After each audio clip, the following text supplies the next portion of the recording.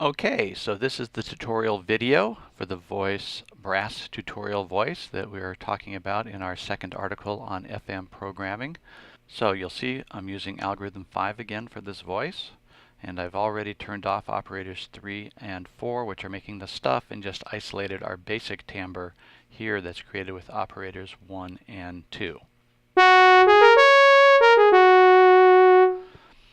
I decided to go with an output level of 97 and a feedback of 47 for operator 2 in this situation. If you remember from our original article, we talked about setting levels and feedbacks. These two things in combination act as sort of wave shapers to shift the harmonic energy around in the waveform. And this is what I chose for this because it sounds good to my ear. So again, let's review some of the differences if we change these around, because right now we have a level of 97 and a feedback of 47. So what I'm going to go ahead and do here is let's take this down to 87 and let's take this up to 77, and you'll hear a significant difference. So that's much more of a sawtooth wave from an analog standpoint as opposed to an actual trumpet timbre, which is what we have with the settings that I chose to go here. Also, I said I'd talk about why I used some feedback on our carrier wave.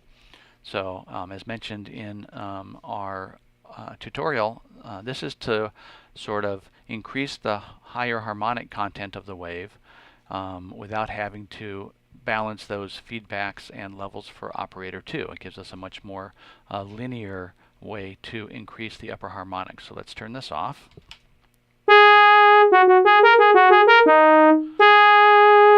So you'll see we have a lot of mids and upper mids, but the top end is missing a little bit. So let's put our number back here.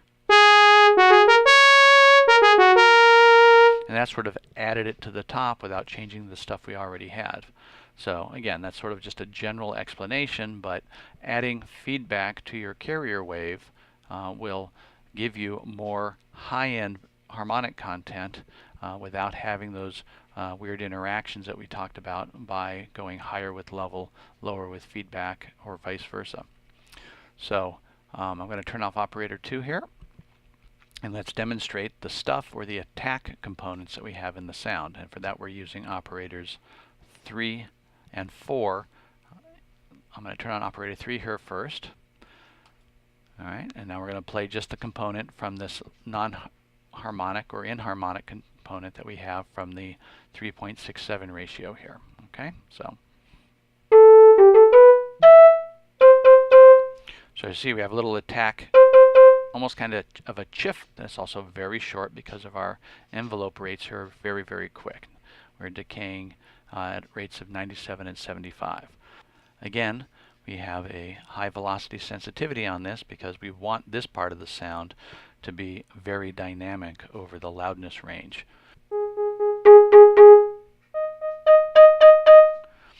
Okay, so let's turn off operator 3 and turn on operator 4. As I mentioned in the article, I've set this to fixed mode and a value of 63.09 Hertz. This basically keeps the operator from changing pitch as I play up and down the keyboard. So as I explained, I wanted sort of the lip flapping effect from this as opposed to the non-harmonic stuff we were generating with operator 3. This will give me a constant flutter at 63 Hertz no matter what note I play. So let's take a listen to this. Turn it off.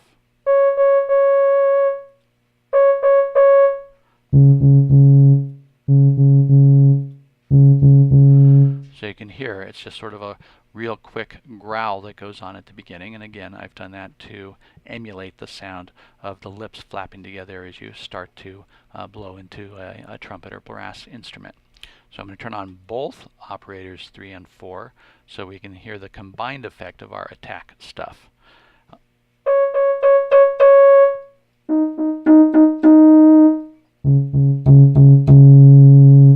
And again, we have a wide dynamic range for operator 3 here to give us the dynamic response we get from real brass instruments. Again, I'm going to turn them both off.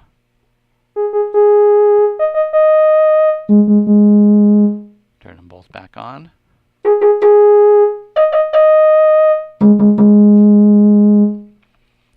turn everybody back on so we hear the contribution of everybody.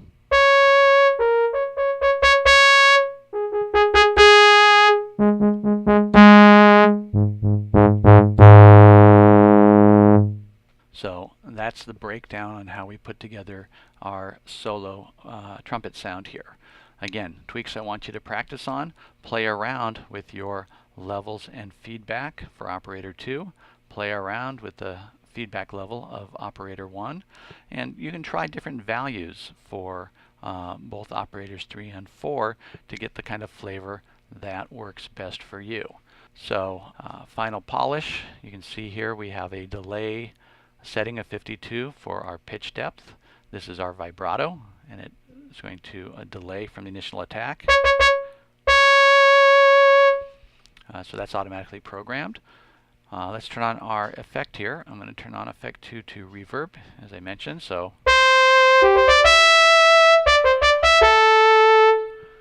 we can also put this in mono mode so that you can do a little solo line. Alright, so let's show the little hidden trick about using the distortion as a quick and dirty equalizer to further tweak the sound. Let's turn off our reverb here and turn on our distortion. And you'll see I have it set up for a tone of 100. So this is going to add some brightness to the sound. Turn it off. And you can play with this to where you like it.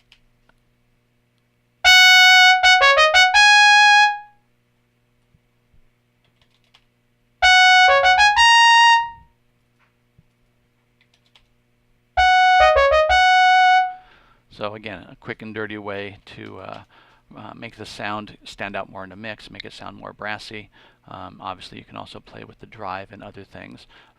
So there you have our brass tutorial voice. Remember, play around and practice with these settings. Vary these values, see how they make a difference with the sound, and hopefully you'll encounter some happy accidents along the way to give you ideas for other sounds. So until next time.